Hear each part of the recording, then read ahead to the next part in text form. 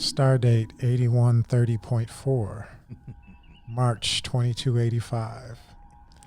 I am Admiral Looks Good in Red with my captains, Jake Palpatine and Captain Daystrom. Welcome back to a special episode of Men on Trek. Yes. Special. Where were you on June 4th, 1982? In a theater. Theater? Seeing this movie. Yep. Yeah. Yep. Yeah. Yep. As soon as I could get my mom to drive me over there. All right. Star Trek II, The Wrath of Khan. The best science fiction movie ever made. Now, some people might talk about the other franchise. That's science fantasy. It's not science fiction. I don't think you have to qualify it. I don't think any of those movies measure up. I'm sorry, they just don't. Yeah. This is a tight ship. I got to give the Wrath Tight of Khan. ship. It's a tight ship. Ship, tight story. Yeah. But they had benefit of the episode Space Seed Oh yeah, to draw from. and a little Melville. Yeah. Just a little bit. Yes. Yeah. So, Star Trek II, The Wrath of Khan. Gentlemen. And I think without any debate of the original cast movies, far and wide the best. The best Star Trek movie ever. Right. Yes. And Period. I will say ever will be. Yes. It's the best. There are so many elements in this movie. There's the aging Kirk. There's the return of the real Spock, not the hippie Spock that we saw in the first movie. In the motion picture. Yep. We see son of Kirk. We see the Genesis device. Of course, we see Khan. Yeah. We see the unflinching Loyalty at a level that there is no of Starfleet. there is the glue that holds Starfleet together. That unflinching loyalty. Unflinching loyalty that you see in this one. Just hit after hit after hit.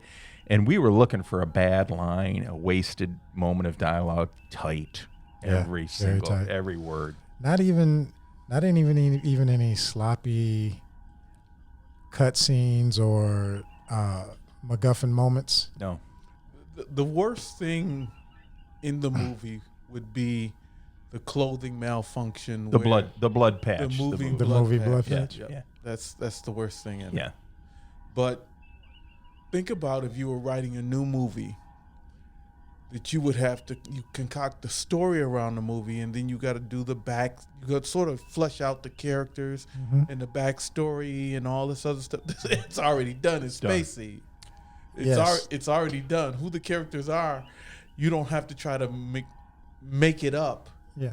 You just play off of who they are. And even if you don't know about Space Seed, when Chekhov's on the SETI, what he thinks is SETI Alpha 5 or 6. He thinks he's on 6. Yeah, he does give a bit of a backstory, and that's probably for people that didn't get to see Space Seed, but for people that did, it just reinforces everything. So the point is, when The Wrath of Khan comes out, a lot of people didn't see or have forgotten what happened in Space Seed, because I know I did when I sat in the theater. I remembered Space Seed. I remember the Khan character because you can't get over the pipe. Right. But I didn't remember the full context of the Space Seed story. The point I'm making is they wrote a movie based on a TV episode, and the backstory is already tight. Right. But that presents a different challenge. You just have to follow it. Yeah, there's being true to those. Being true to established characters. So we find this within the story itself. Khan's crew, their ages don't match up to the ages of the original characters in Space Seed. Those guys are probably mostly gone, not acting anymore, whatever. They don't come out and say it. You can almost the people you end up getting off of SETI Alpha 5 might some of them might even be the children. You only have it's 15 weird though. years. Yeah, that's true. They're not old enough. You're but right. Khan also says that these people have sworn They are supposed to be his people, yes. But they do look in their 20s. They're young, yes. They are all young. And they're blonde, where, there's a lot of blondes in there. The master race. Yeah. Whereas in the episode, they're all dark-haired, kind of Mediterranean types. Yeah.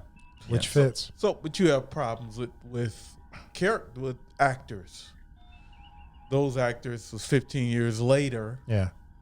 And they're probably not around anymore. Well, you could tell he didn't follow a type because when he unthaws in Space Seed, these are Eastern phenotypes for the most part. Absolutely. Yeah. And they should be for who they're supposed to be. Yeah, and these look more Nordic. These guys look more Viking. Yes, you're into a little Aryan, just a little bit. That's what happens when you're stuck on a planet that's...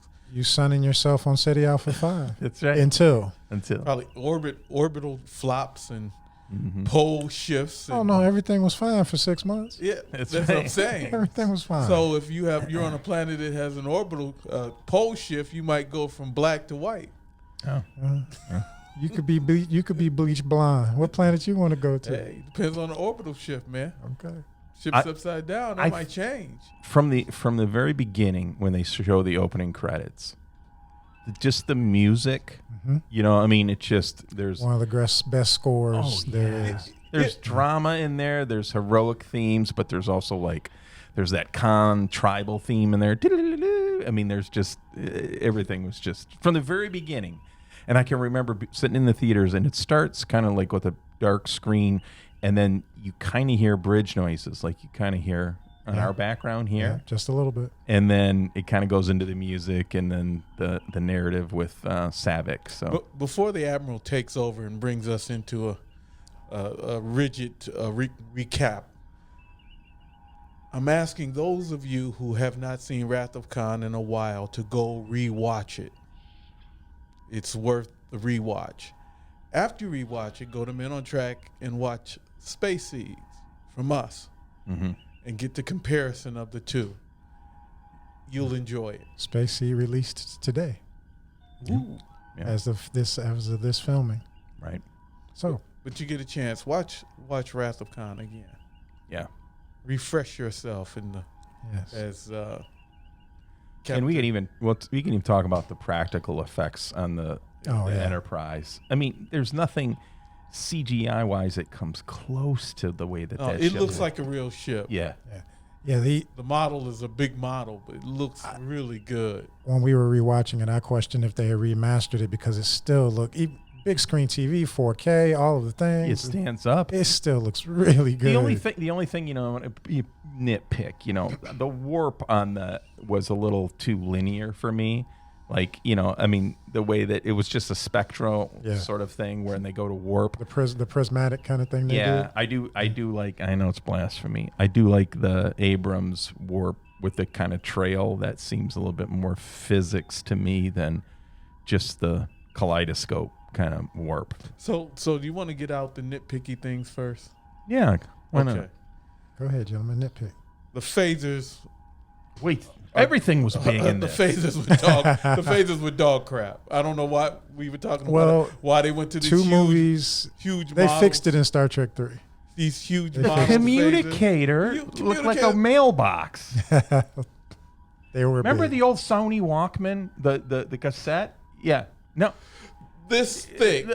2 inches thick. This thick with a huge metal flapper. Come on. Yeah. Those were the new long range communicators. Yeah. Did they have portable beaming on them too? I mean, they were big enough to. Well, they could stand on it. They traded in the trusty tricorder for the full motion tracker suite. They pulled that out of Alien. Everything was big. Yeah. This was before Aliens, but.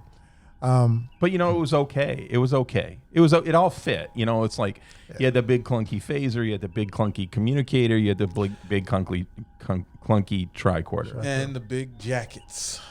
Well, gear was back. I didn't mind that. I love these uniforms. Yeah, these uniforms. This era of uniform. Oh yeah. Which runs all the way through Star Trek 6. Tight, really great uniforms. We got to talk about the rank insignia, and the rank insignia they came up with was so distinctive. Yep. It was easy to tell. You could actually tell what people's ranks were. Yeah.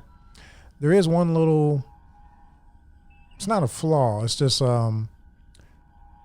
generally, this movie is thought to take place in 2285, but Kirk says it's been 15 years since he's seen Khan, which should make it 2282. It's just one of those weird things. Yeah. Well, even Khan said it was 15 years. Yeah. So it should be 2282, but well, you want to get nitpicking? So there were 72 supposedly that survived, right? And even in the new movie, they talk about 72 torpedoes. Khan, in his monologue on SETI Alpha, says there were 70 of us. Yeah. So it should be 73 when you add MacGyver's, yep. Yeah, but that's small stuff. We're just being jerks. That's small stuff. No, we're just talking about all the little things. It's not even it. anything that was done wrong. I have one that I'm saving for just a few moments. Just one that I'm saving for just a few moments. Because to me, it's the biggest thing they do. That's kind of like, but so the music is tight.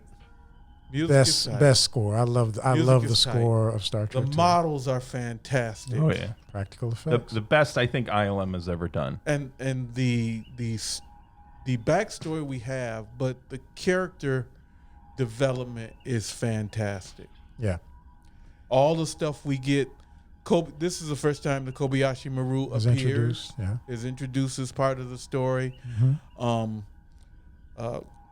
Dealing with the original cast, mainly the titular actor becoming older, they deal with it. Yeah, it's just a good movie. And you introduce Lieutenant Savick, who Christy Alley plays, and she doesn't detour. She doesn't she adds to Spock's character. She adds to Kirk's character, to the depth of those characters. Yeah, and she herself develops a character. Like when do you ever have a supporting, person come in there and do that much work? She becomes a good foil for the two main characters. Absolutely. Yeah, and there's a point where like Kirk almost is like flirting with her, which you kind of want from Kirk. And then Spock is just sort of this mentor, and they have a couple of lines together and everything.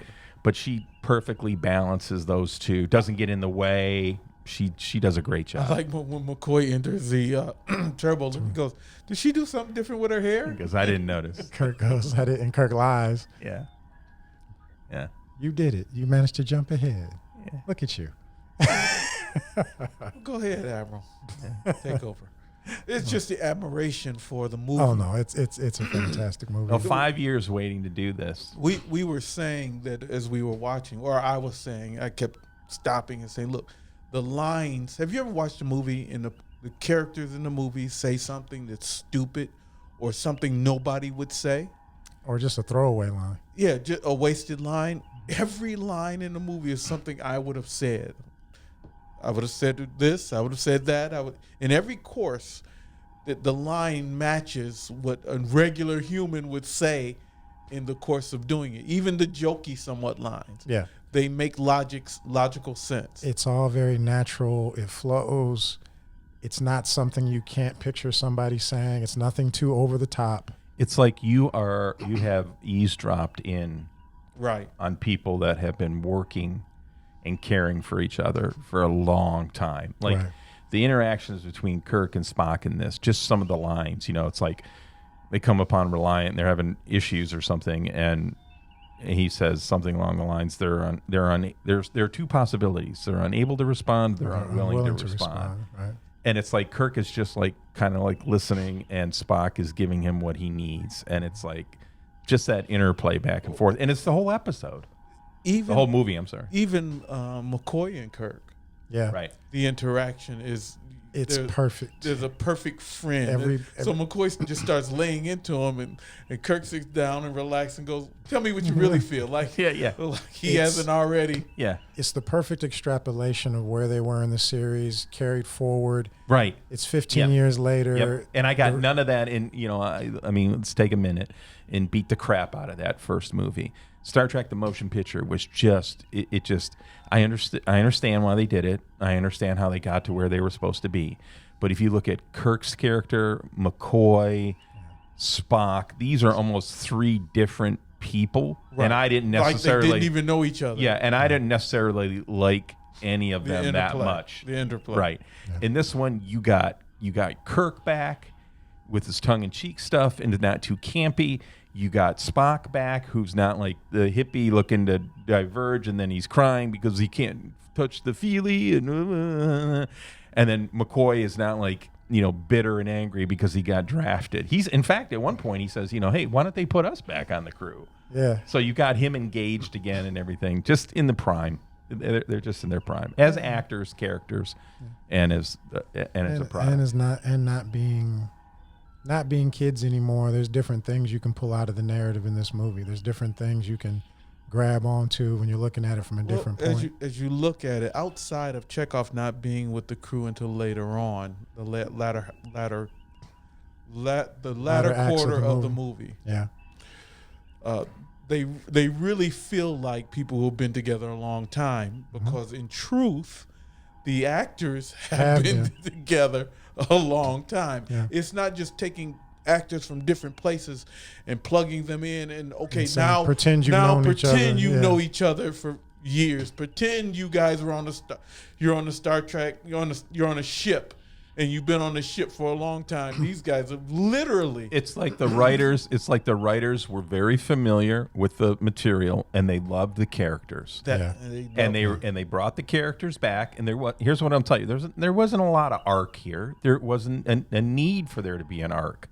It's like there's a point where Sulu, I think it was during the Kobayashi Maru or something, and she's like, we're way over our head. Get us out of here. And he's like, I'll try. Yeah. Like, that's Sulu, right? Yeah. Like, Sulu's like, okay, I'm going to try, but I'm going to let you know. There was the countdown is 30 seconds before we're dead. There was an arc for the David character. That's true. But for the main characters, they are who they are. They're established. They've been who they are. Right. And there's no real change in them other than Kirk saying, telling Savick, keep quoting the... Kirk has an arc. He's going through midlife crisis. I don't want to say a midlife crisis. But he's coming to grips with being old, who he was, where he is now, and then with a lot of external help or influence, kind of getting into, well, where should I be? Well, I think arc, sometimes we apply it towards the journey and the transformation of the hero character. Right. So in other words, you start off unskilled, you face some defeats, you gain more skills, right. you find your arch enemy, your antagonist and everything.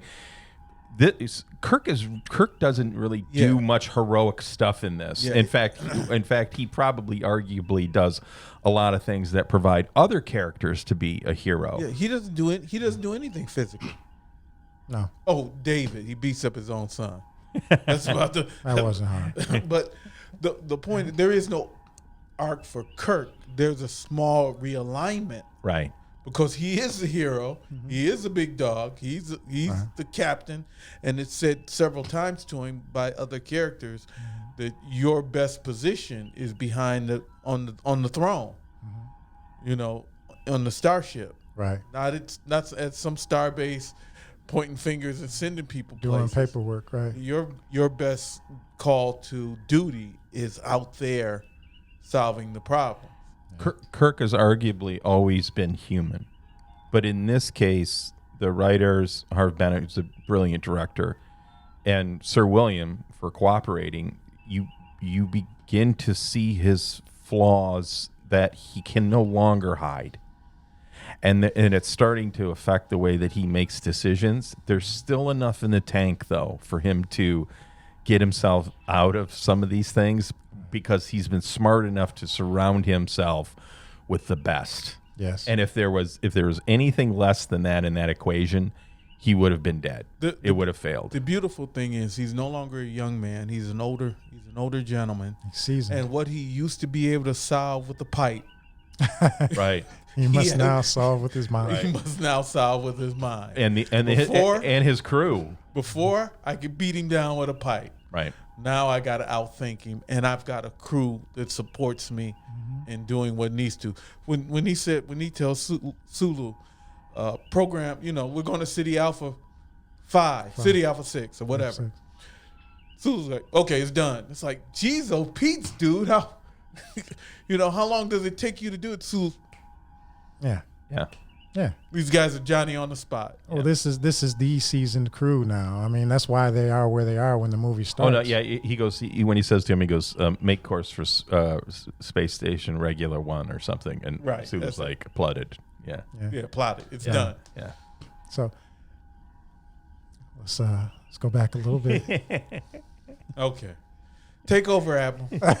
You said that really for real this time? Yeah. Well, you're supposed to be the Admiral. Exercise some authority there, buddy. It's all good with me, Just man. let the captains run all over you. No, you're not running on me. You're talking about this fantastic film. But we'll go back a little bit. Okay. Fantastic opening scene, intro. Come on. I mean, can you get a better opening scene for a movie? This establishes so much. This might as well be the first Star Trek film. Yes. Right, yes. Yes. Everything they give you Yes. from start to finish, this is what you want. This is the return to Star Trek I that you think they want. meant it that way. Now, the original movie, I was all about the ship. Honestly, I couldn't wait to see The the redone Enterprise on the big screen, and they spent a lot of time on the Enterprise. Too much time. I don't hate the motion picture, but when you knock it up against this, it's just It doesn't add this. I think when they filmed this one, I think they meant this one to supersede the motion picture as being the titular start of the. somebody felt they could do better. I think, to your point, when you say it's the first movie, I also believe strongly it's the last. And Undiscovered Country had some good things. I'm not going to talk about what was the one with Cybok. 5. Oh my God! I mean, it's some really bad films there. But I think if memory serves, Star Trek 1 did okay. But as far as like what the fans wanted, remember the uniforms where you could see the outline of people's penises and all this other stuff, and it was just like, there wasn't hardly anything that they got right.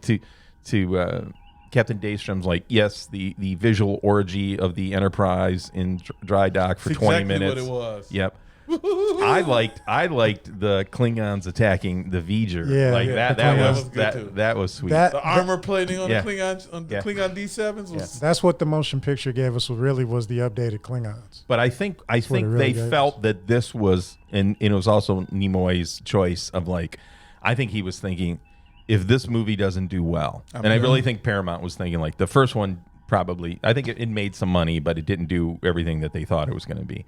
Yeah. That if this movie didn't hit, at least they had one movie that they could say was true to those original characters in the storyline.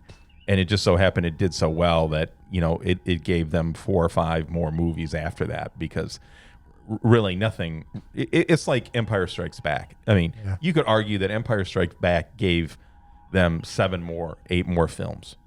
6 more films, whatever it was, just because of that one good sequel. And that's the same thing here with Wrath of Khan. Absolutely. I think it's the first Star Trek movie, and arguably it's the last. It could stand on its own. You never really needed to bring Spock back.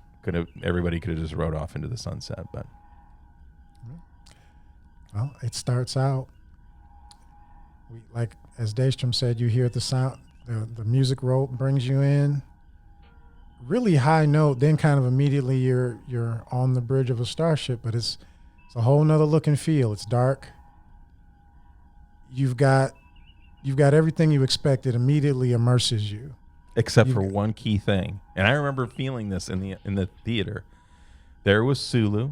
Yeah. No Chekhov. But there was Uhura.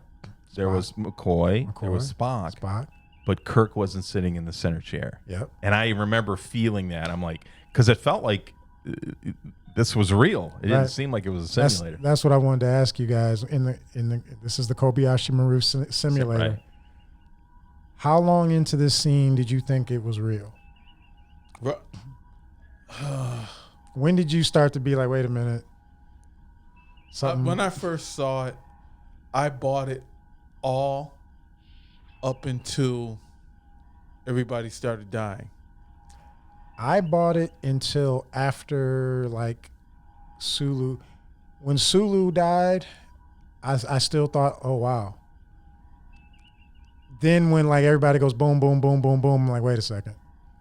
That's when I kind of was like, oh no, this can't be. I thought it was a Kirk dream or a hallucinate, or I thought when they panned across all the dead bodies, yeah, that you were all of a sudden going to see Kirk just like wake up. Yeah, I thought it was like a dream sequence at some point. I thought it was real up until, like you said, like Sulu buying it. It was like, but when McCoy went down, yeah, and then Spock went down, I was like, no, this can't be real. Can't be real. Yeah, where's the movie if this is happening? Yeah.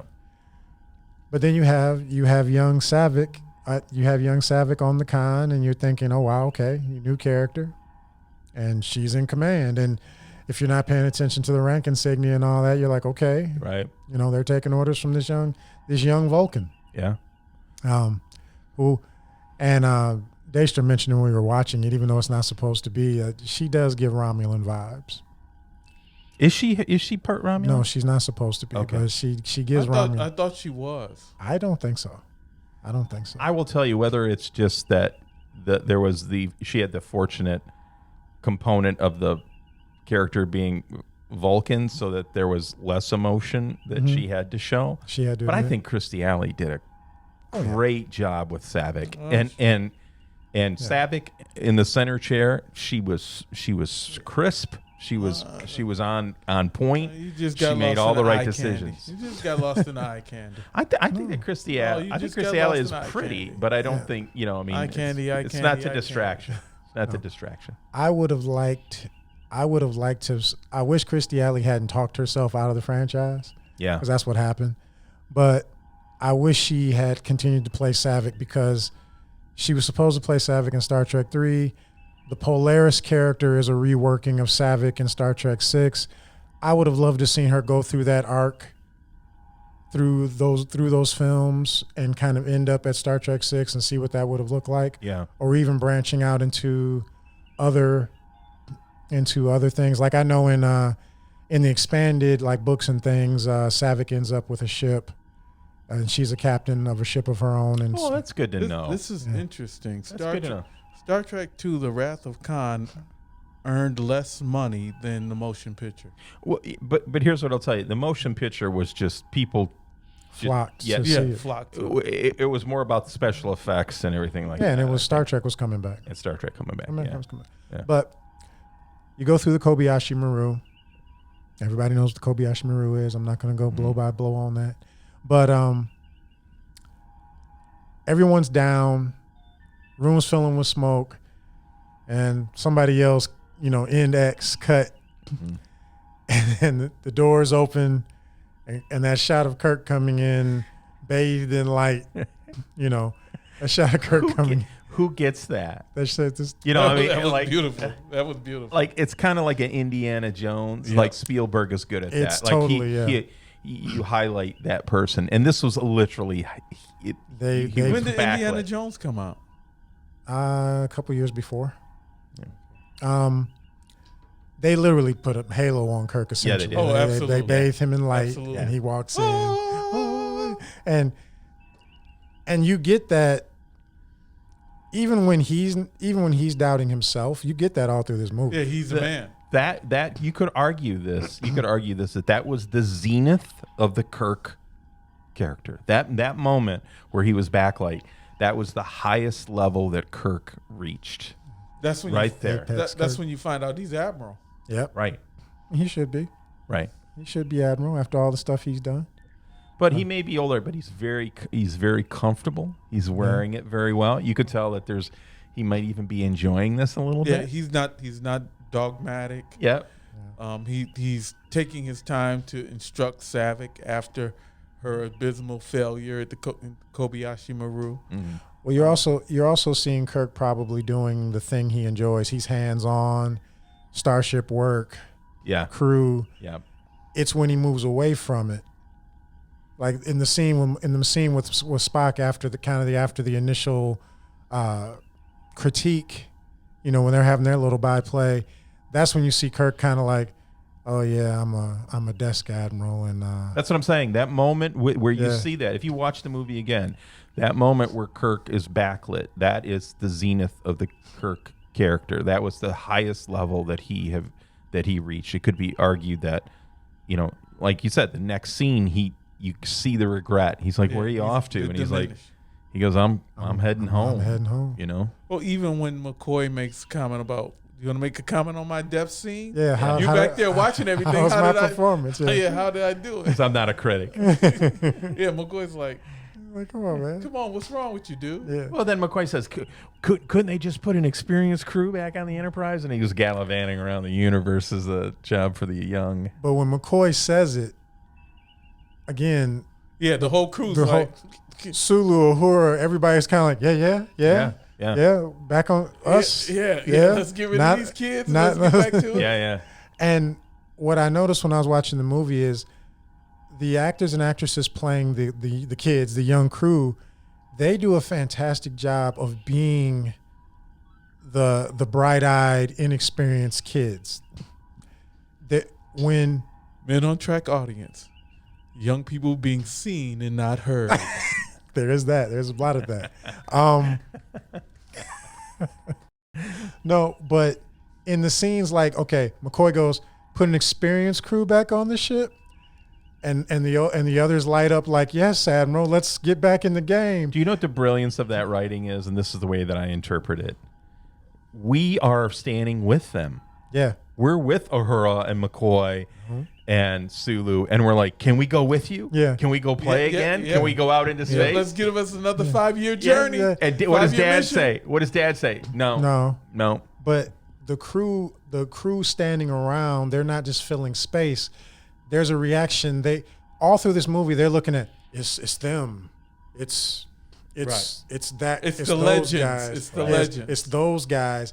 And when they say that, those kids are kind of looking around like, I'm not fit to be in the room. I'm like, ooh, And then later, different scenes, like when Kirk comes in and takes command of the Enterprise, they're all looking like, it just got real. Yep. It just got the reaction between the experienced crew and them is perfect. They're like, I just got out of the academy. I'm not ready for this. We were supposed to be running out to Mars and back. Right. And the man just came on board and said, we going all the way out to regular. Yeah, that would. So. And Sulu even says, he goes, so much for the little pleasure cruise. Yeah.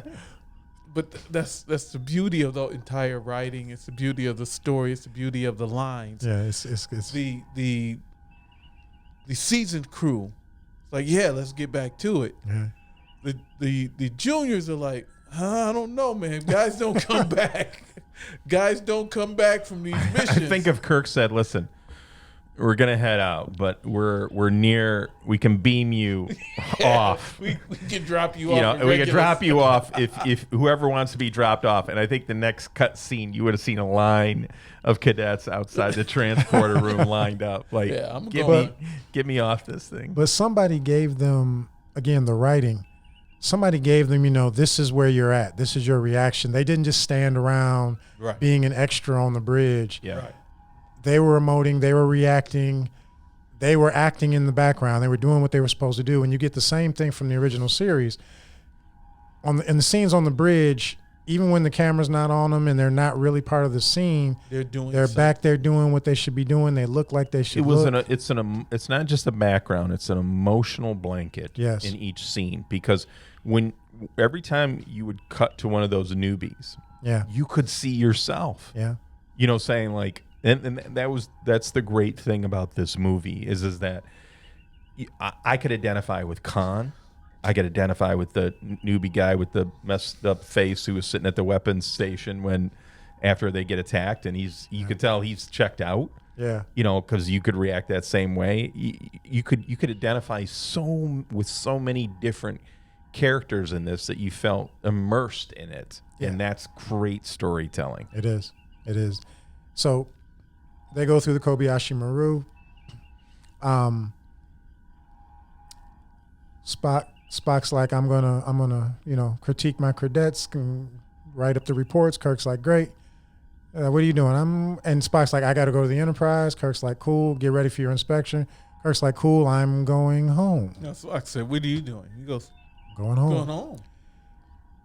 Well, he says it. Sir William delivers it in a way that Yeah. you feel the regret. He's like, I've home, got nothing home, better. I've got home, nothing home. better to do. He says home in a way like nothing. Like home means nothing. I mean, arguably, I'm going nowhere. you go from a guy who's got 3 5-year missions under his belt, at least 3, to I'm a desk admiral. I do some pretty cool stuff during the day, but then like I'm kind of in this 9 to 5 slot, and I just go to my house, and I've never really had a house before, and I'm not really, this isn't who I am. The house is decked nicely. Oh well, yeah, he's got good quarters. He's got good quarters at Starfleet. Yeah. But so cut to Kirk's house. McCoy shows up. We know exactly what day it is. It's March 22nd because that's Kirk's birthday. It's March 22nd, 2285 or 2282. Wow, Admiral. Yeah. Wow. I'm Yeah. impressed. Well, this is what I do. Yeah, that wasn't in the movie. The Admiral came up with that. Yeah, McCoy. But we do have to mention that McCoy came in wearing a Space 1999. I was gonna get to that. Terrible. There is That outfit was terrible. Gentlemen, I hate to break it to you. There is a recurring and prevalent struggle in this movie, and in all the movies. They don't know what in the world to do with civilians. No. Anytime anybody's dressed casual, it's a disaster. Yeah, it It's a disaster. They don't. Nobody wears a T-shirt. It really jumps out at you in Star Trek 3 Yeah. when they steal the ship in their civvies. It's like you all look ridiculous, but yeah, they don't know what to do with civilian clothing. Yeah. Yeah. And yeah, in this movie, it's like, oh, we'll just dress everybody that's not in a Starfleet uniform like it's Space 1999. Yeah, That's what they did. That outfit Yeah. was terrible. Yeah. The regular science uniforms looked like McCoy's outfit. No, they reminded me of the first movie. A little bit more. Yeah. Yeah.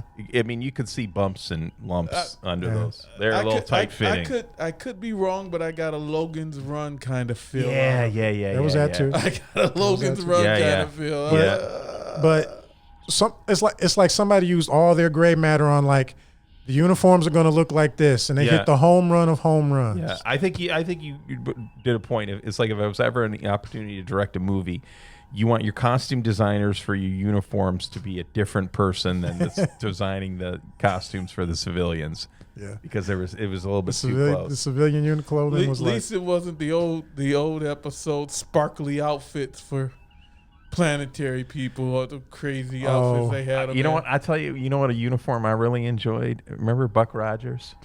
oh yeah, Yes. What was Aaron Gray's character? yeah. Oh yeah, Colonel Deering. Colonel Daring? That was spandex, wasn't it?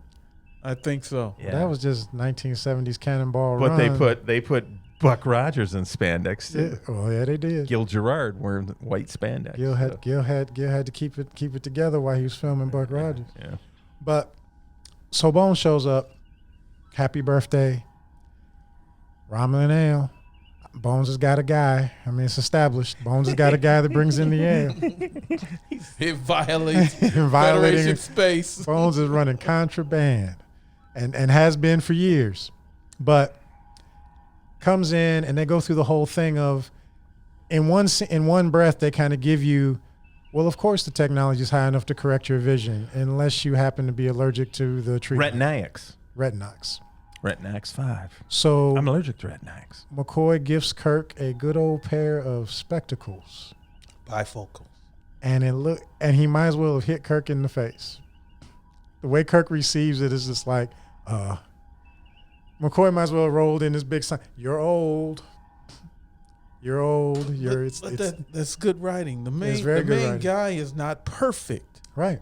And even though we have the technology to fix these issues, Right. you, main guy, are have allergic an to issue. Right. Right. So your perfection is marred. So me being your doctor knows this. I go with the next best thing.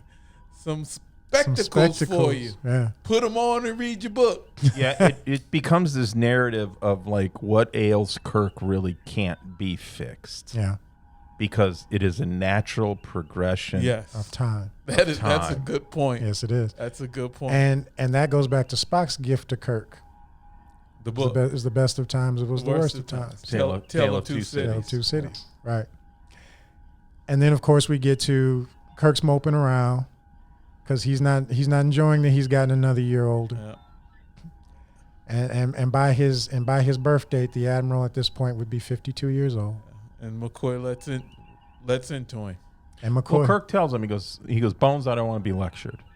yeah, And he's like, I'm not lecturing you. I'm telling you as a friend that you're getting old because you're allowing yourself. Right. You're accelerating that aging process. right. You can't stop it. You can't sit around and do nothing. Right. Right.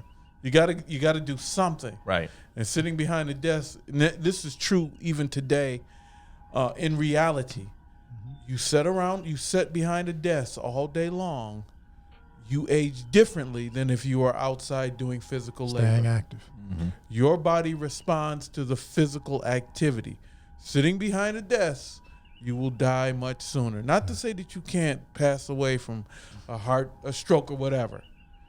Your body responds better to physical activity. Absolutely. So McCoy tells him, he's like, yes, you're older, but you're not past your prime. It's not time for you to be riding a desk. Get back out there, get your command back before you do get too old and become part of your antique collection. Yeah. What's funny about this, in the real world, you don't get a ship until you're 50. No, Yeah. you get a ship younger than that. Not something like the inner. Yeah. You might want to get a carrier. Yeah. So Yeah. what's the age of the average carrier captain? 40s, 50. It's gotta be 50s. That's what I'm saying. In the real world, you're not 30 something rocking a starship. No. They no. might give you a little. They might give you a. No. They No. might give you a missile cruiser in your 30s. Yeah, maybe a missile cruiser in your 30s. You might- But then you're just puppy dogging behind somebody. You could rock Reliant in your middle years. No. Well, I think that's the other thing too, is that part of the character that, the texture and the painting of Kirk and the depth that we're getting into is that being the golden boy served him well when he was younger. Right. But now that he's getting older, he's still young enough to want it. And it's starting to be beyond his grasp because of the military structure of Starfleet. Like, it's time for you to move aside and let the next person come. Well, you know what? If your first 5-year mission is when you're 50, like a Decker or something like that. You only get one. Yeah, you come in at 65, you're like, hell, I'm done. All I want to do is teach. Yeah. Here we got Kirk, who's 15 years probably younger than he should be, and he still probably has the desire to be out there, as McCoy said, hopping galaxies. So in reality, Starfleet would want him out of the ship. Right. And would want him behind the desk so that the overall organization can benefit from his knowledge and his experience. That's why the training section was under his command. And that's how Enterprise had become the training ship. Yeah. That's what was happening. Yeah. So they brought them all back in and were like, yes, you're going to mold. Yeah. You're going to mold and shape the next group. You're the ship that survives. Yeah, right. You're definitely teaching. You're going to teach Daystrom's two-ship theory. And if you don't see a second ship, you don't see a ship before you, run. Yeah. And to the Daystrom point, there's a line in The Ultimate Computer where Kirk goes, they tell me it's a great honor, so I'm honored. And I think that was probably the same thing where they said the Admiralty says, we're going to promote you, but we're going to take you and your little fish tank and your little fish, and we're going to put our new fish in there so that they've got a better chance of survival.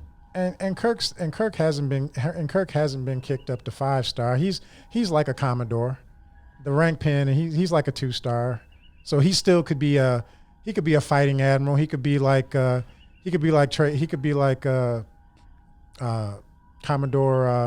Stone. You know, he could be riding a ship as a battle group commander or something like that. But Well, I think in an emergency, you probably do throw them. You send them out, there. yeah. He did here. yeah, He's send the them, only there you ship go. available. Yeah. all right, you send them out there. But V'ger. yep, Kirk, get out there, Kirk. you're out there. Take care of it. Right. And it's especially pronounced in motion picture because he usurps Decker's son. He usurps Decker's son, who's supposed to be captain of the Enterprise, and he says, "I got the Expeer. We're going." See, I put a footnote on. I'd put an asterisk footnote on the references to the motion picture because that's not. I mean, I would argue it's not very Kirk-like. This Kirk where you see where he says to Spock, he's like, "You take the ship." Yeah. You know, Where in the first one, he's like, I gotta have it. Yeah. You know, no matter what he does. And it's like, even Scotty calls him out on him. Like, he's like, they gave her back to me. And he's like, gave it back to you? No, you took it back. Yeah.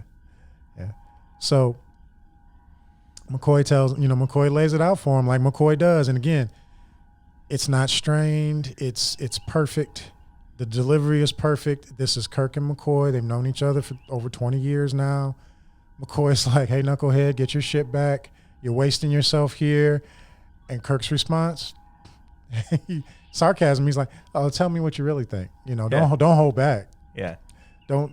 He's like, I just told you, you're being stupid. But get your shit back. He tells McCoy this is his duty station. This is where they assigned him. This is what they want him to do. And we all have our duties. And as we know in Starfleet, guys are loyal to the. Unbelievable. Kirk, this is my duty. This is why be. They're like, oh, why do you hate Discovery so bad? Was that the one where the first officer, the first episode, phasers the captain in her quarters? Something like that. I have never. That doesn't happen in Starfleet. Never.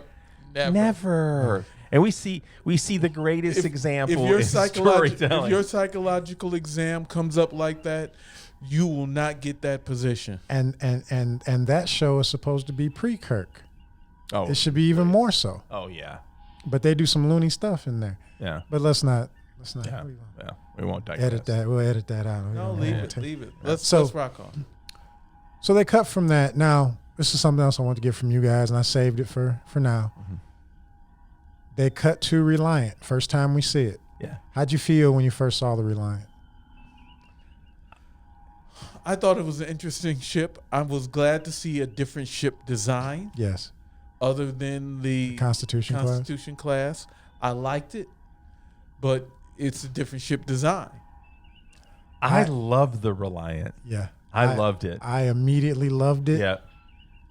And everything about it just hit me like, oh yeah, that's a cool ship. Yeah. Yeah, it is a cool ship. It gave me. But I remember from the books seeing all the different designs the other destroyers that you never get to see right in the actual show. So I knew all the different designs, the Dreadnought design and all this. The Reliant is a cool design. Yeah. But what I liked about Reliant, it gave me. It was all function. There was no fluff. Clearly smaller than the Enterprise. It's a working man ship. That's what I was going to say. Yeah. I could see myself. Fighting ship. Could you see yourself as the captain of the Reliant? Yeah. I could. Yeah. I'm not saying that I couldn't always see myself as the captain of the Enterprise, but you run a Reliant before you get up to a Constitution. And for some people, and Captain Terrell is probably one of those. Like that's as far as he's going. It's like the bread circuses guy. And it's not bad. It's not bad. It's not bad. It's not bad. It's still got warp capabilities. It's not bad. It's not bad. And listen, he's got a few Enterprise crew members kicking around there. Well, we talked about Kyle. He's got. We talked about that. The Reliant had a crack crew. Yeah, they did. You got Chekhov as first officer. You got Mr. Kyle on comms. Yeah. Mr. Kyle's gotten promoted. He's a commander now. You got Kyle on comms. You got Chekhov first officer. Everybody you see is like their science 40, officer is like 40. Science officer looks like he's 50 and he's smoking cigarettes. Yeah. I mean, this is not a rookie ship by any stretch. The working man ship. Working man ship. That's union. That's union ship. You can almost extrapolate. You can almost extrapolate any other set of circumstances. You're not getting the drop on these guys. Yeah. No. Any other set of circumstances. No. So Reliant pulls competent and capable. Yes. Is what you think about when you think of the Reliant. And backed up by the fact of what are they doing? They're on a top secret mission. Yeah. This is a Delta Force. Yeah. These are operators. Honestly, when you think about it, they're assigned to a top secret mission. So they're not a slough ship. Yeah. These guys are bad. I think I saw on one of the warp pods that said Jocko on there. Yeah. You got some Delta Force guys on that. Yeah. You got the red shirts are all 7 feet tall. Oh yeah. But so this is an experienced crew. They're on a top secret mission doing a survey of a planet, City Alpha 6. Yeah. Pull into orbit, and hey, we catch up with our boy Chekhov. Chekhov's finally gotten promoted. Yeah. Ensign Chekhov is now Commander Chekhov. So he's done well for himself. He's jumped, well, depending on how you want to count it, 3 grades, at least 3 grades since we saw him last. He's promoted every 5 years. Yeah, right on track. Yeah. So they pull in to do the survey.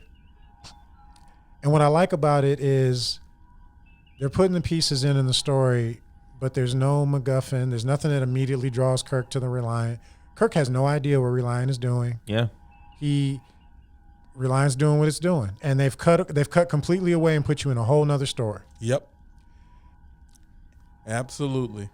Now, Captain Terrell did what they always do, but what you shouldn't do. You pull up to survey the planet. What are you beaming down for? Board captain syndrome. I don't know what it is.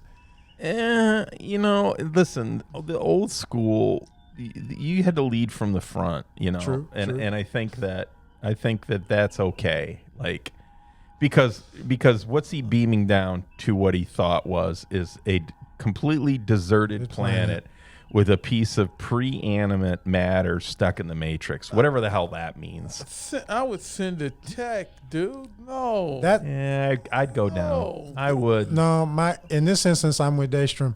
Oh. Because of what we're doing, it's important enough to be done right. But It don't have to be I done know by you. I know up front this planet stinks.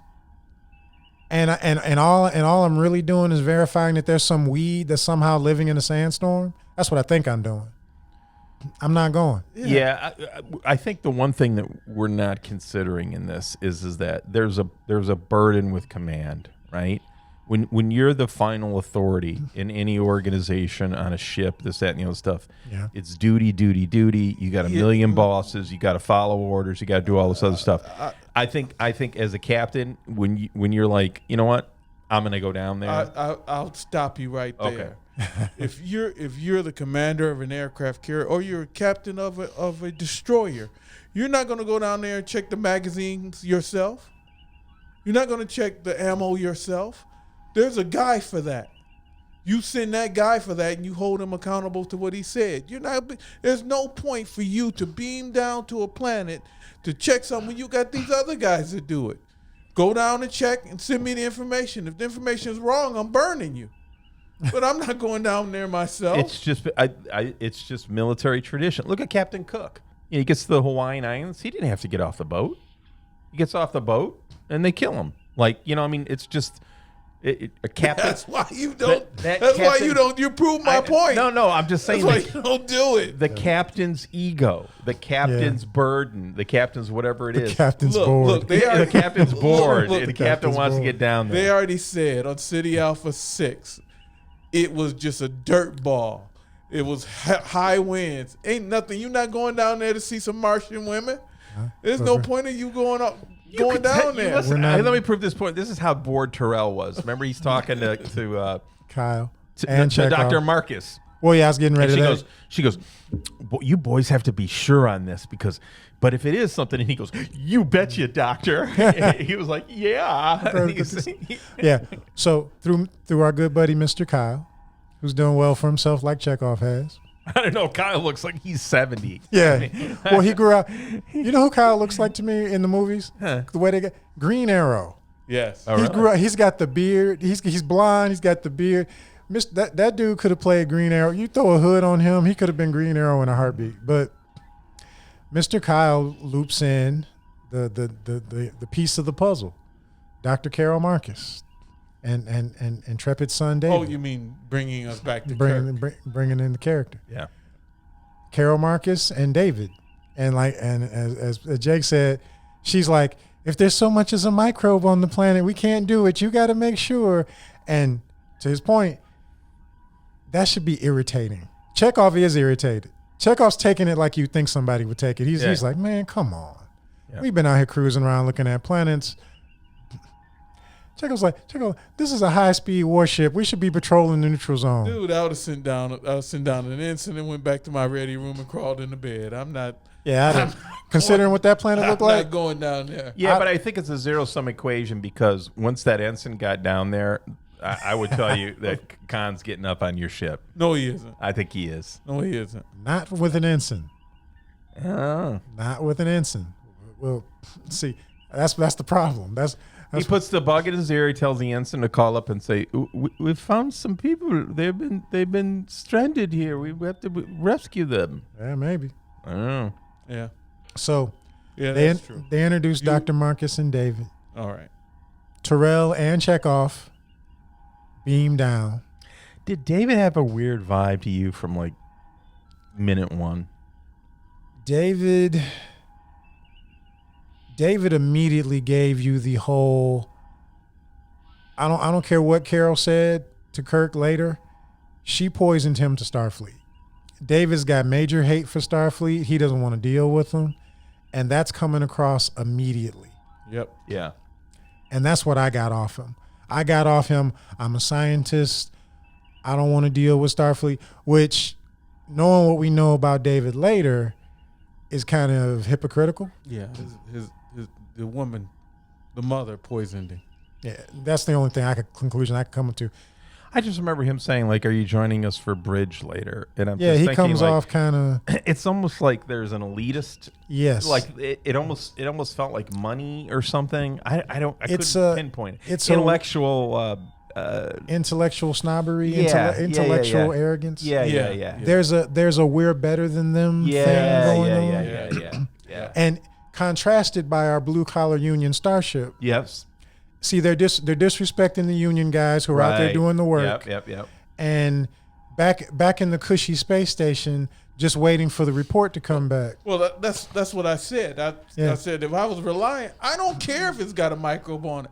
I don't care if your stupid thing ever gets tested. It doesn't. There's no skin off my nose. You ought to be kissing my butt. No. For me to find you But you got to remember, planet. this is Starfleet. It doesn't matter. And Captain Terrell. Nope. Starfleet wants me to facilitate. I don't have to jump through hoops for them. But Starfleet has told you to make Dr. Marcus happy. Yeah. The planet doesn't check out. Your program's just held up. Nothing I can do about it. But Chekhov's bringing out, hey, Captain, we've been cruising around looking for suitable plans for a minute. Let's be done with this. Yeah. I think the motivation Let's there. be done with this. this. This is a. I think the Reliant had other bigger things on the horizon, they for whatever reason they pulled this duty, and they were like, we got to go around. You mean they're stuck with the Marcuses? Yeah. And they would rather be free of them. That's right. Chekhov is respectfully telling the captain, if it's a weed, if it's a little bug, if it's whatever, let's go down there and kill it. That's right. And call this planet good. Yeah. Chekhov went down there with some weed whackers.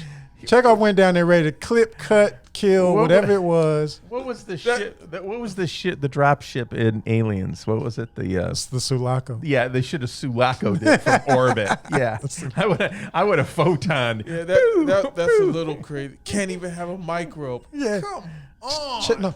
Chekhov went down there with some weed whackers and a phaser to deal with whatever it was. That's all right. Because he just wanted to be done. He did. He wanted to be done. He was like, Captain, we can go down there. That's right. We can find whatever this little thing is. We can move it and rock on. Rock on. And that's what they were doing. Except, so they find the wreckage. Looks like cargo containers. Well, you can't skip over. Chekhov's line. The lines, yeah. He goes, there's got to be wrong coordinates. He goes, but Captain, this is the garden spot of Ceti Alpha 5. That's exactly what you were saying. You done check the whole planet, and every place is terrible. Ceti with Alpha this. 6. Ceti Alpha. This is the garden spot of Ceti His Alpha. Chekhov's like, this is as good as it gets. That's right. And they're trudging through this sandstorm, can't breathe.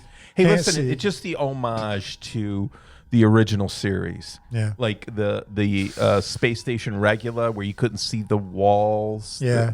And same thing being down on the planet. There was some rock structures and things like that, but it was very much felt like the original series. Yeah, they give you that classic beam down, beam down to the planet. I remember thinking, like, this sandstorm's ridiculous. I wouldn't be down there in this. I don't care what I'm looking for.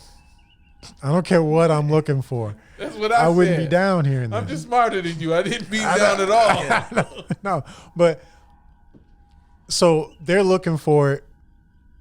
Now they've come up with a good reason story wise why somebody has to go down. Right. the planet's atmosphere is so lousy that the fantastic sensors can't get the job done. Right. So they got to go find this thing, and I, again, Chekhov, he's like, what could be alive down here? Right. What could possibly be alive down here? Right. And they see the cargo containers. Right. How did you feel about the way they presented the containers versus how the Botany Bay looked in the original series? Or did it even cross your mind? I didn't really care about it. It wasn't a blip on my radar. I'm like, this is what they used to show the ship. They were limited. What's left of the ship? It was limited in the. Yeah, I always thought there was in Space Seed they show them kicking the Botany Bay. Yeah. Once they took over the Enterprise, I think they went back and got it. Well, they got it, but there was probably cargo components that they just they took the space-worthy parts out. Yeah. Now, remember, this has been 15 years. Right. Where the cargo containers were initially put doesn't mean that's where they were 15 years later. Right. True. They could have moved to the garden spot because they were somewhere else on the planet. Yeah. When the shift took place. True. And the way that's probably all they could move because it seemed a little tight for all the people they had. Yeah, that's all they could exist in. Yeah. It was the only stable structure they had left at that point. Yeah. And you know what I thought this was kind of like it was strange, but I could identify with it when they went into the container. Did you notice there was a checkers board? Yeah. And I'm like, these are chess guys, aren't they? I mean, what are genetically? Well, it could have been a chessboard with just makeshift pieces, but it looked like checkers. It looked like checkers. So. Yeah. So they get inside, and I remember, when they released Star Trek II, you know Khan's in it, obviously, but it's in the title, right? But I remember even the way they presented it, I wasn't necessarily looking for it to be Khan right then just because of how they laid it out. The reveal was quick. Oh, yeah. Yeah. But it was well done because, like Jim said, it's literally in the title. You know Khan's in it, but they did it so well that they give you a moment where they're like, oh, what is this? Okay, they're looking around. And your brain kind of gets there, but then Chekhov gets to the bookshelf. What's the top book on this show? Like I said, when I saw the movie, King Lear. When I saw the movie and Chekhov said Botany Bay, it did not register because it had been so long since I've seen Space Seed. It hit me. I remember having a visceral reaction, like he turned that buckle around, and even before, and it said Botany Bay, and it was like, oh. No, Walter Coing did a great job. But yeah, he goes Botany Bay. The memory. Botany Bay. Yeah. He reacts. And he goes, "Oh no! Oh no! We've got to get out of here!" He immediately. There's no. We're gonna make a stand. That's the point. That's the point I'm making out of most of this. Yeah. The lines are perfect. Oh yeah. The lines are perfect. The delivery of the lines are perfect. This is exactly how a person you look at and go, huh? Oh no! And Terrell's like, well, hold on, let's talk about it. He's like, we gotta go. We gotta go. You can court-martial me when we get back to the ship. That's right. I'm out. But what's great about it? These are Starfleet guys, right? Right. Yeah. They're capable. All that. Chekhov's like, no, we gotta go. We gotta go right now. We gotta go right now. We are. Yes, this is running away. Yeah. This is us leaving. Run away. Marines, we are leaving. So. And Chekhov's just trying to get outside to call somebody for a beam. Damn. It's like, we got to get out. And Terrell's like, what? And he's like, just follow me, Captain. We got to go. I'll tell you when we get home. And there's no, we got to stop him. There's no, we going to contain him. We were 30 seconds away from Chekhov putting a phaser on overload and clutching it to his chest. Yeah. And they go running outside. And there's 15 or so cats standing there, and you're just like, oh. That's sand people from Doom. Yeah, Fremen. You got Fremen outside. Tusken Raiders standing there. Yeah. And you don't, it's done in such a way where you don't question that that's it for them. They're caught. Well, it could have been and that just goes to show you that Harv Bennett, that directing style, like there wasn't any need for threats. There wasn't any movement. There was no need for movement. Yeah. The way that those figures were arranged, they weren't too far. They weren't too close. Right. They weren't moving. Right. But the way that they were arranged, you could tell that this was like a tactical team. Like, I mean, there was some spacing there. Everything was just. Yeah. There was no questions. Yeah. As soon as you saw it, you knew. They're caught. They're caught. There's no running. There's no beam out. There's no nothing. It's like they're done. They're busted. Yeah. 100%. And so they cut. Let me see. I think they go back. No, they go right in, don't they? Yeah, they go right in. Yeah, they do. So they cut to they're back inside the pod. And still, and again, I was a kid, but still part of me is like, is this going to be it? Is this going to be? And they do the big reveal. They've got Terrell and Chekhov down on their knees, take their helmets off. They got them, and the guy comes up and slowly pulls off the mask and the helmet. But think about the detail of that, because they were all in their survival gear. They were all in their still suits. Yep. And when you cut in, everyone is out of their still suit except for Khan. Yep. And they're holding Terrell and Chekhov, physically holding them. Yep. And then Khan does the reveal. Yep. And Chekhov's like, God. Walter Koenig delivers. I mean, he just does. Absolutely delivers. And of course, a moment for agony. Yep. And he gets it, Nah, this is what I was saving. We get all this from Chekhov, right? This is one little problem. Mm-hmm. Chekhov wasn't there. He wasn't in the episode. He's not in Space Seed at all. Well, he's not. Yeah, he's not featured in the storytelling, but the assumption that we could make is that he supposedly was on. They retconned that he was on the ship at that time. Right. Yeah, but because he would have got nerve gas like everybody else. But the character's not actually introduced till much later. Yeah. That's the only thing they did. It's like they give you this amazing performance by Chekhov. Chekhov reacts. He's not reacting like I heard the story. Right. He reacts, I was there. I was there. And then they double down on it because Khan pulls off the mask and he goes up to him. He goes, he goes to Terrell. He goes, I don't know you. I don't know you, but you. You.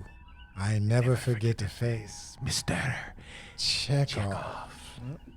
They retcon. Chekhov was there. He might as well be sitting in the chair next to Scotty. That's all right. It's all right. It's good. And Chekhov and Ricardo Montalban is reprising Khan to the T. So what they did, the guy, no change. The guy in Space Seed who was sitting in Chekhov's seat, through Space Seed, they're reconning that guy to be Chekhov. Yeah, because he was the same guy that was in the. He was the navigator.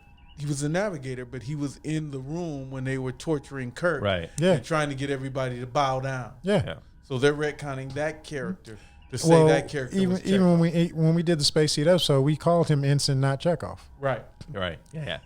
But so they retcon this like Chekhov's got the PTSD. He was there. He remembers, And Khan's like, Chekhov, and he's like, Terrell goes, who is this man? Yeah, Terrell's like, Chekhov, who's this guy?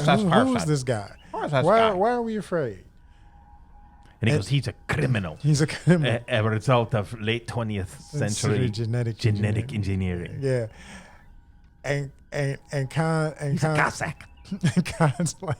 And Khan's like, you didn't tell him who I again, the same the same arrogant. You didn't tell him about me? That's right. You didn't tell him about Khan? Yeah, not even as a side joke. To amuse your captain? You didn't tell him the story of Khan? And Terrell goes, I've never even met Admiral Kirk. That set Khan off. Oh, Khan goes, he does the Heath Ledger and the Joker thing. He gives you three emotions with one word. He goes, Admiral? Like, first he's like, Admiral? Then he's like, Admiral. Then he goes, Admiral. like he's like surprised. then he's like angry, and then he's accepting of like He's like, the challenge. That jerk got promoted. That's right. I'm taking him down. Admiral. And Chekhov keeps running his mouth, and Khan shows that he still got it. That's right. Lifts him Because up. you didn't tell the tale just to amuse your captain. Kirk Say, treated you you like a guest. And you tried to murder him. Murder. He sent you Steal his down on ship. City Alpha 5. This is City Alpha 5. I mean, oh my God, the story's it works so perfectly. Yeah. It's so beautifully crafted. Yeah. So they wrote the story. How do we make this thing work? Yeah. Well, Right. he was set down on a pretty good planet. Yeah, So we have to habitable. blow up the planet before, We have to explain why it's bad. then explain why it's bad and why he would be pissed. Yes. Go ahead and use your God power as a writer, but don't insult our intelligence. There Right, it is. right, There it is. right. Use There it your is. God power. Somebody went back through Space Seed Yes. with a fine-tooth comb, Absolutely. They had to have. like we did. Yeah. But somebody went back through Space Seed with a fine-tooth comb and went, yeah, Yeah. we're going to do this. We're going to do this. It's going to make sense. No stupid MacGuffins. Right. No plot. No silly plot device to Nope. get you from A to B. No Nope. shocks. Right. Nope. What are they? What's the term they use? Suspension of disbelief. No. No. Subverting Subverting your subverting Yeah, your so expectations. no Right. subverting expectations. It played out exactly like I expected it Right. to play out. Right. Khan found out. He reacted, Yeah. and then it started to click in his mind through the writing. You guys didn't come looking for us. Right. Why are you here? Didn't expect, You didn't expect to to find find us. us. You didn't know that this was City Alpha He says 5. you didn't expect to find me. Yes. And the thing is that when you look at it, like if you were the writers and you're talking about the story, and it's like, okay, well, how do we get them down there? And wait a second, they were on 5. This is 6. Well, we're gonna have to blow the planet up. We're Right. gonna have to change the orbit, and then you get to this point where, okay, well, we know the loyalty. Okay, we have to address the loyalty, and it's Right. like, okay, there's an indigenous little crab thingy. The SETI ill. Is that what it's called? The SETI ill, yeah. Okay. They will kill his people. Yeah, but it does mind control, so we can override the loyalty that these two guys are going to have. And that does 2 things for you. That does 3 things for you. Explains why Khan's numbers are thinned out. Yep. On top of the environment, Yep. it gives MacGyver's a horrible death. Yes. Right. Horrible death. Yes. Which she had coming. Was she? Well. She did, but it gives Khan that much more reason. Oh, to yeah. be pissed. Khan might have forget. Well, nobody knows a planet's going to explode.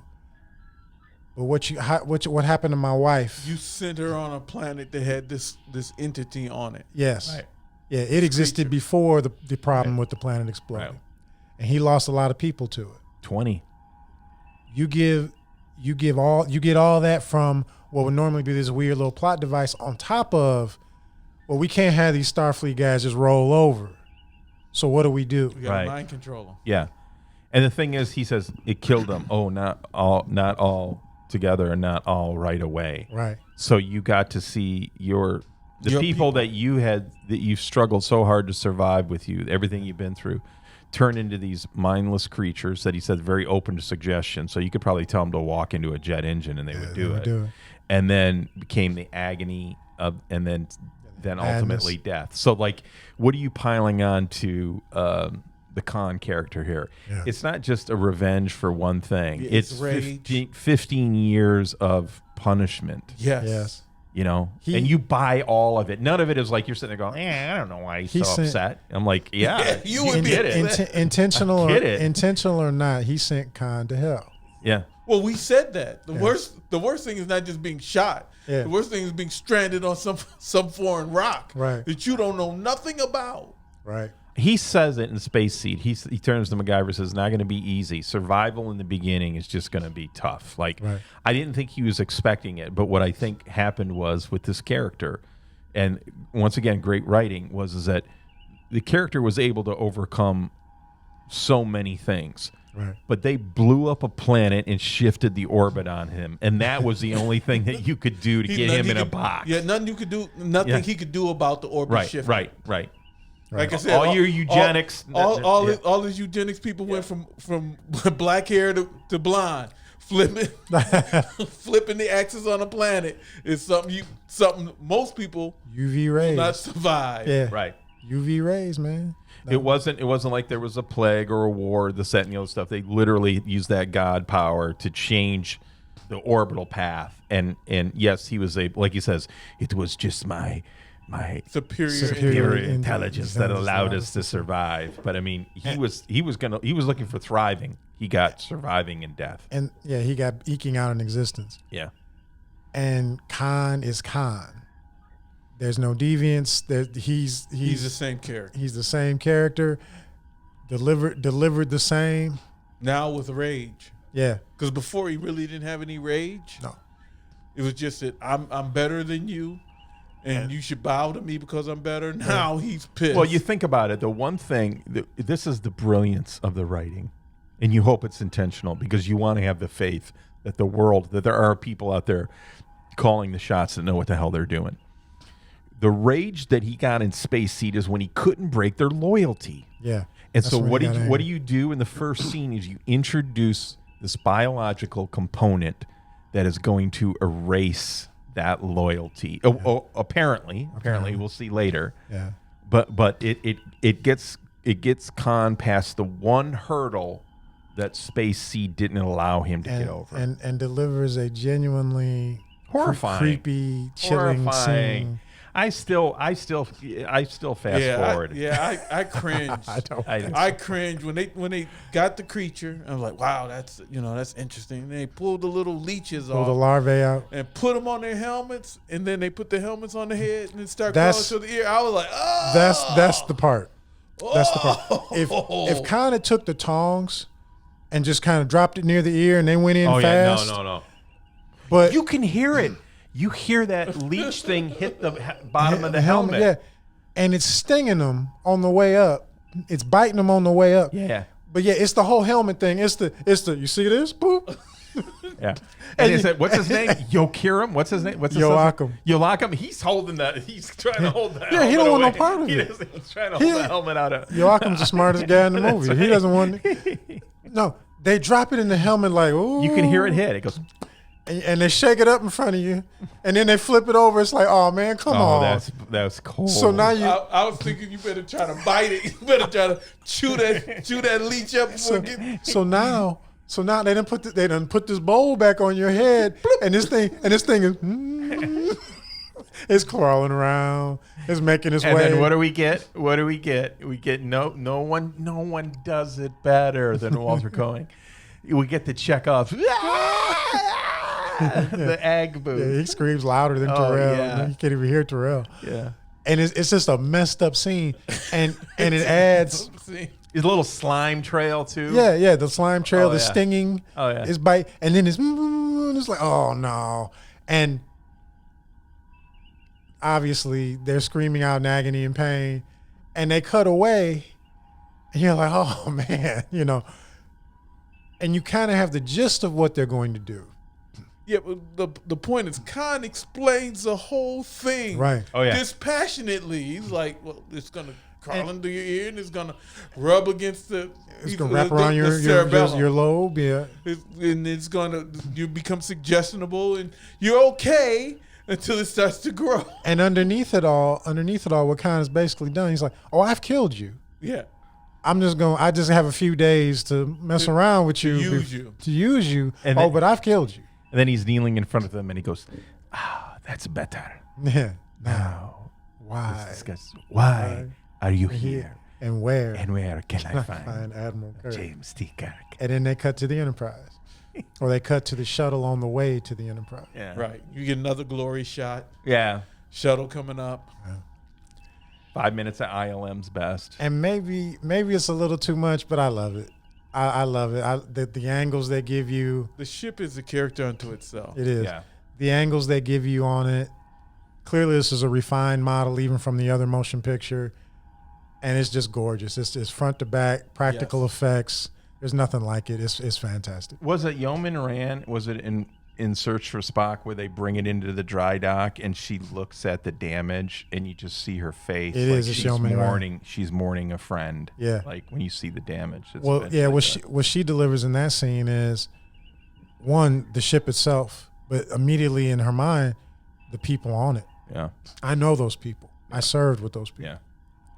And she sees the Empire and she's like, whoa, you know. Hey, can you imagine what that story well, that's a whole nother thing, but a Federation ship got hijacked and hold on. Shots fired, blue on blue, Yeah. Reliant versus Enterprise? Yeah. For real? Yeah. that would shake the fleet. Yeah.